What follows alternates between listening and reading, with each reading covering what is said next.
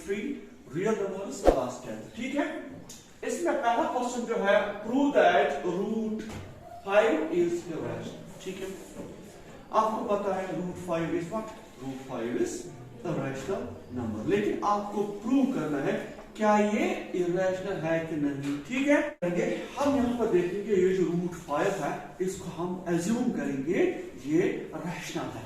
ठीक है,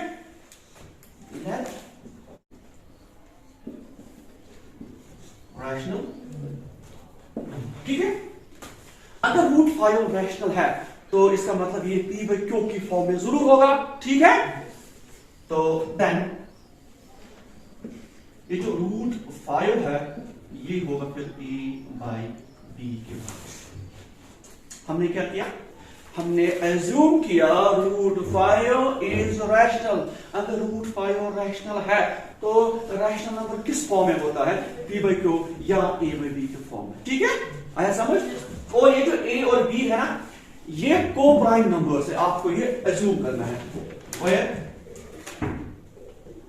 A and B are को प्राइम, को प्राइम्स। इसका क्या मतलब है, इसका ये मतलब है ए और बी में जो कॉमन फैक्टर है वो सिर्फ 1 ही है। ठीक है, जैसे अगर मैं लूं 3/5, ठीक, इनमें कॉमन जो है वो 1 ही है। ठीक है, क्योंकि 3 1 3, 5 1 5। ठीक है, तो और इनमें कैंसिलेशन नहीं होगी, मत होगी। ये जो ए और बी है इस फॉर्म में है, यानी कि लोएस्ट फॉर्म में आफ्टर कैंसिलेशन। ठीक है, इसका यही मतलब है कि इनमें जो ये जो ए और बी है ये क्या है, ये असल में यही फंडा है। ये जो ए और बी है, ये वाला ए और बी, ये को प्राइम्स। ठीक है, को प्राइम मींस इनमें जो कॉमन है वो 1 है। ठीक है, तो अब देखिए इसके बाद यहां पर हम स्क्वायर करेंगे। ठीक है, ठीक है, तो squaring both sides, squaring both sides we have। ठीक है, इसका स्क्वायर, इसका स्क्वायर जरा चढ़ाइए स्क्वायर, तो ये बन जाएगा 5 स्क्वायर ए स्क्वायर, स्क्वायर किया। ठीक है, अब देखिए ये और ये कैंसिल। ठीक, यहां पर क्या है, 5 equal to a square by b square. ठीक है, अब देखिए b और 5 आपस में ज़रब हो जाएंगे। क्यों, क्योंकि ये क्रॉस में ज़रब हो सकते हैं। ठीक है, तो it implies that 5b square equal to a square. ठीक, आया समझ। और b square equal to a square by 5। जरा देखिए 5 है ना मल्टीप्लिकेशन में, पार जाएगा लेकिन डिवाइड में आएगा a स्क्वायर पे। ठीक, ये क्या बन गया, a स्क्वायर बाय 5। समझ आया। ठीक है, अब यहां पर देखिए ये जो a स्क्वायर है इसको किसने डिवाइड किया, यहां पर देखिए गौर से देखिए, a स्क्वायर को किसने डिवाइड किया, 5 ने। ठीक, इसका मतलब ये हुआ a को भी 5 डिवाइड करेगा।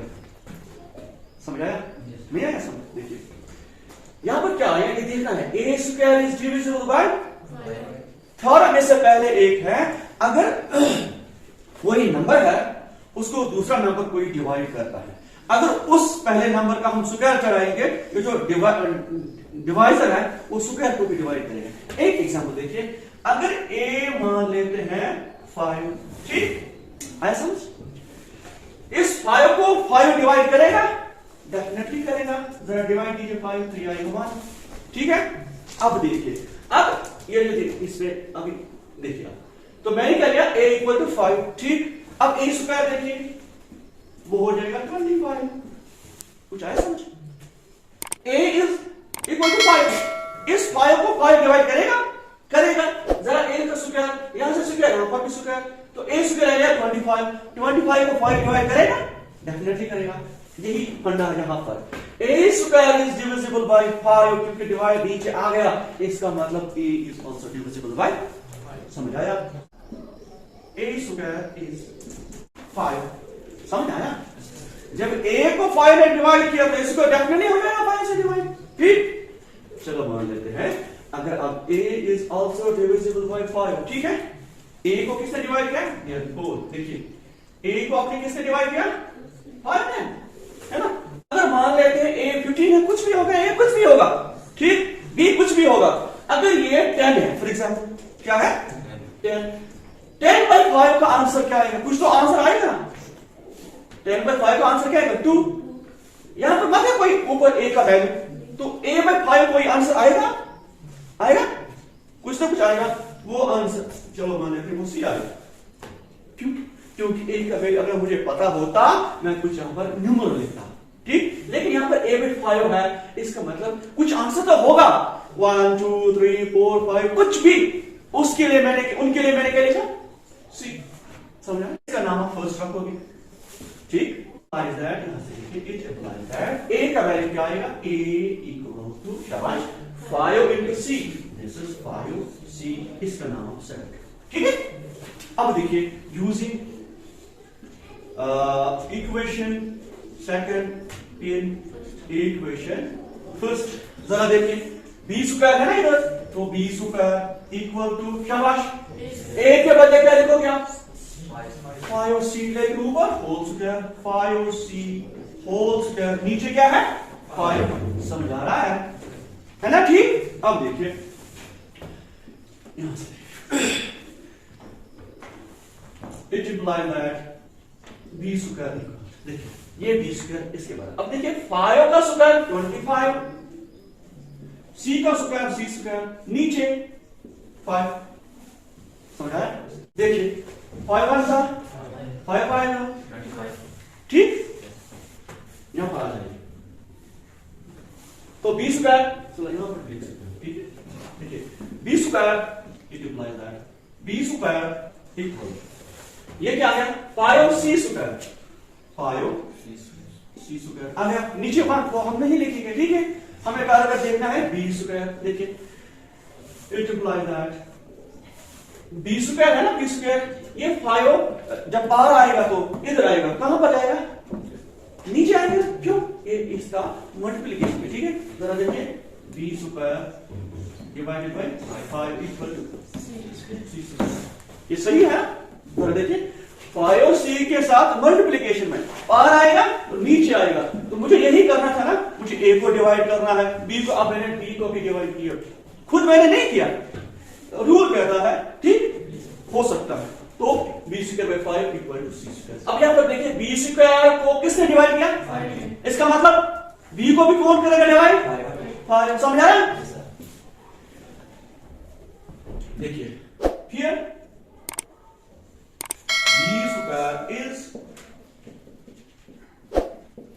divisible by 5, so b is also divisible by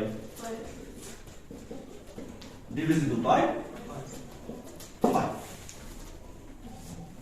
अभी पहले क्या आपने लिखा यहां पर?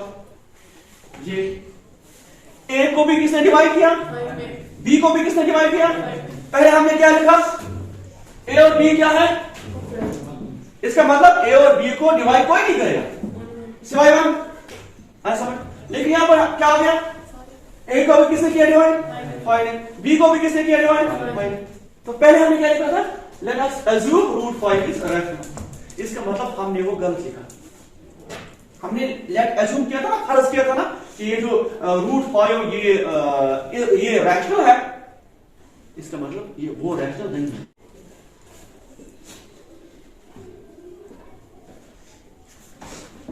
Contradicts